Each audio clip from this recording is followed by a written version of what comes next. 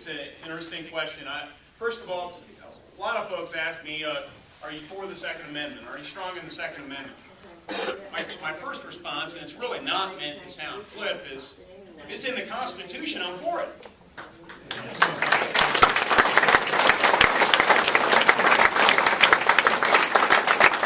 But yes, we must be ever vigilant to ensure that people are not encroaching upon those Second Amendment rights. Now, I think the Supreme Court got it right.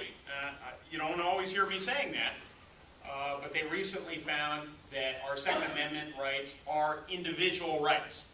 It was not a right that was put into the Constitution so that only militias could have the right to bear arms. It applied to the individual. And that makes sense because in 1793, when our Bill of Rights was passed, there weren't any organized police forces in this country. So our founders understood the importance of having the right to defend yourself. What could be more fundamental than the right of self-defense, right? Right. Strikes us as common sense. Perhaps it's predictable that it doesn't strike many people in Washington, D.C. as common sense. But and the second aspect of your question, sir, really related to the executive orders and trying to legislate through executive orders. And I can speak to historical trends here that to me are disturbing. We've seen the executive office of the president, the executive branch of our government, continue to accumulate power. Really, during the Cold War, it picked up quite a bit. And some of the arguments for that accumulation of power were national security grounds. But I think our instincts have gone up, and we said, this is not control.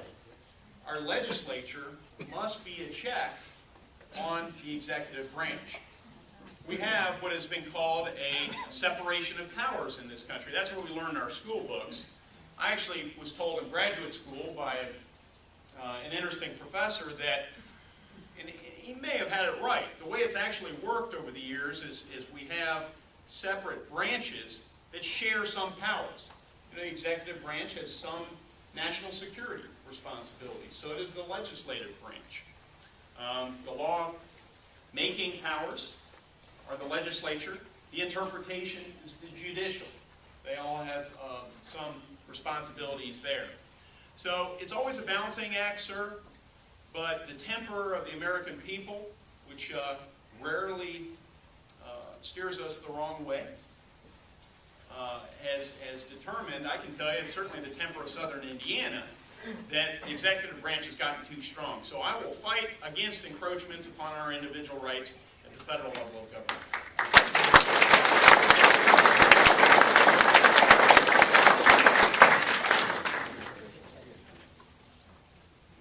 Yes?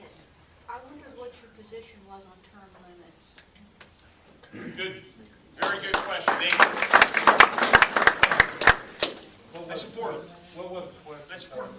Term Term limits.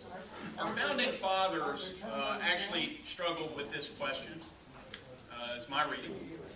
They called term limits rotation in office. The idea was that we try and preserve that model of the citizen legislator, somebody that leaves the comfort of their home or their farm and goes and serves for a while and comes back home and has to live under the very laws they created. Imagine that. Yeah. So I'm for it.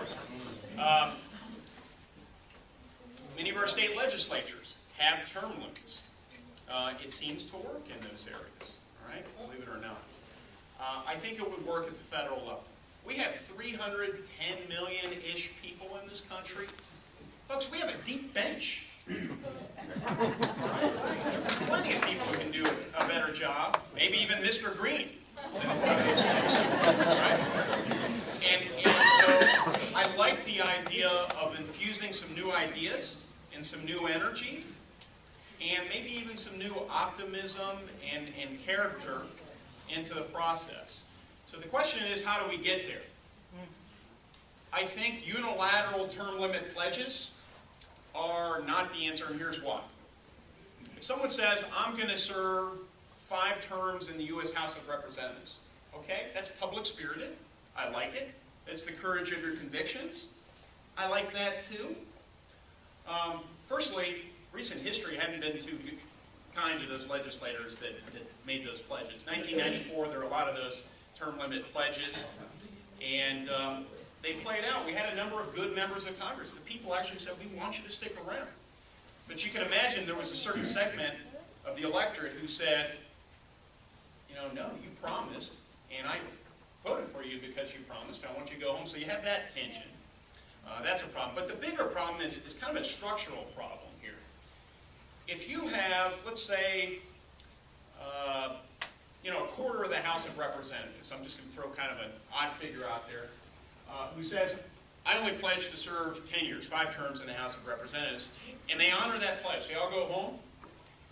Who controls the agenda in the House of Representatives then? Who sits on every committee chairmanship? Who becomes Speaker of the House of Representatives? Then you get the next crop of public-spirited people who come in. They go home. Well, then the career politicians even get more control. So what I say is that we need a constitutional amendment, which I would support, that would apply to all members of Congress.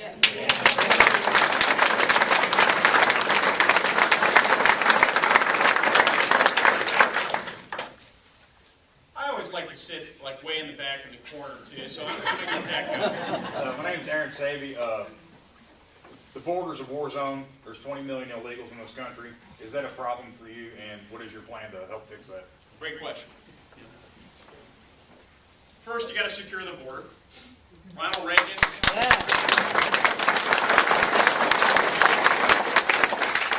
Not easy. I mean, you'd think it would be easy, but it's not. I mean, different administrations have tried it. Different Congresses have tried it. I think you need to extend fencing. We can look at the virtual fencing. Maybe that's a better idea.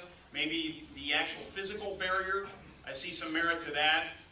I heard one wag say once that you put up a 20-foot wall and some enterprising person will develop the 21-foot step ladder. I mean, there's probably some truth to that. But, I think a barrier of some variety would make some sense. Border Patrol agents, well, look, if we don't have enough, we need more. This may be the rare area where we divert some of that spending, some of the out-of-control, unspent, cancel some of the stimulus monies. That's right. That's right. A nation without borders is not truly a nation. That's what Ronald Reagan said, and that's absolutely the case. And finally, we got to get a hold of the people who actually came into this country legally, on a work visa, on a student visa, and overstayed their will. Yeah, that's half of the illegal immigrant population. We don't realize that. That's a number of the 9/11 terrorists. So it blows my mind that our federal government, in this era of, anyone sent a package on UPS or FedEx recently? Do you know? Okay. You know you can track a package real time, figure out where it is, get on the internet. But our federal government has lost track of people that we let into this country. When you darn well know they live down the street from you, may shop at the same stores that you do and whatnot. So this should not happen.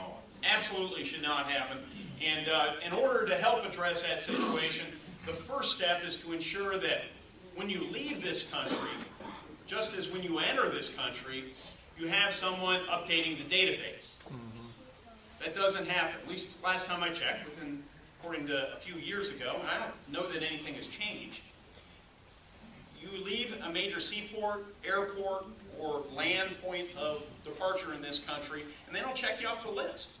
So over a period of years, our Department of Homeland Security database, used to be under Immigration Naturalization Service, has become inaccurate.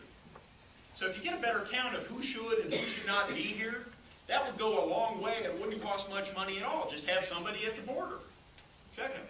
And there's technology, there's other technology we can adopt that won't cost much money in the grand scheme of our budget to help monitor these borders. Unmanned aerial vehicles. Raise your hand if you've heard of these things. You probably see them just about everyone. You guys are paying attention. Well, I worked with UAVs in the military, in the Marine Corps, and we use them to monitor the enemies and figure out threats for pilots and monitor war criminal activity over in Bosnia. That's one of the applications that our military used. Why not use them to monitor the border? Well, we do already, but it might require